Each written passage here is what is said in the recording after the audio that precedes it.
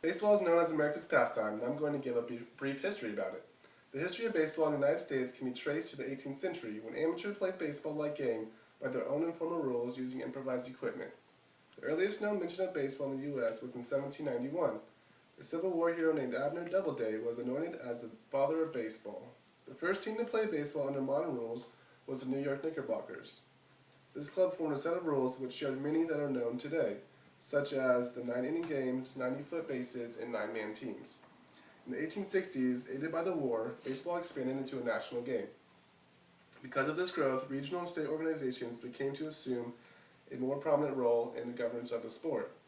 During this time, there was a gentleman's agreement between the clubs that excluded non-white members from professional baseball. This remained intact until 1947. It wasn't until the signing of Jackie Robinson, which is a huge step in the right direction. He initiated the process to remove this unwritten rule. In the early 1900s, there was an era referred to as the dead ball era. This is because the pitchers dominated during this time. This is when Cy Young played. There's an award named after him today. It wasn't until Babe Ruth came along that this pitcher era ended. Ruth hit 29 home runs in his last season in Boston. The next year as a Yankee, he hit 54, and in 1921 he hit 59. His 1927 mark of 60 home runs would last until 1961.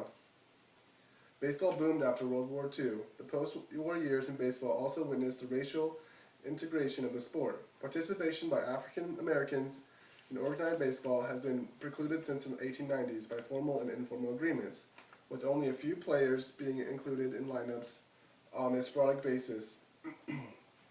After the wars, baseball grew in popularity and started to move west. During the 1980s, the science of conditioning and workouts greatly improved.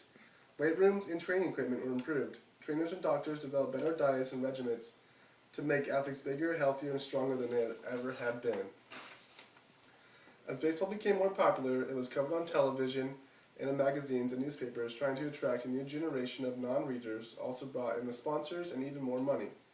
That would attract players to new financial opportunities and bring in other elements to the business of baseball that would impact the game. The lure of big money pushed players harder and harder to perform at their peaks. There's only so much conditioning that one can do to obtain an edge without inducing injury, which led to the problem with steroids.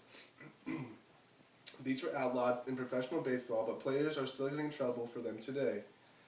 Another such factor is better nutrition, as well as training and training facilities equipment, which can work with or without steroids to produce a more potent baseball player and further enhance the skills.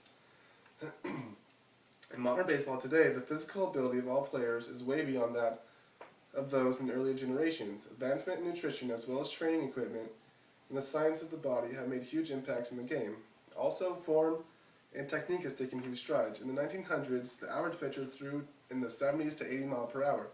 Today, most major league pitchers are sitting around 95 miles per hour, some even hitting triple digits consistently. Most hitters are also hitting balls further and more consistently than hitters back then. So that's the history of baseball and how it has advanced out over the years.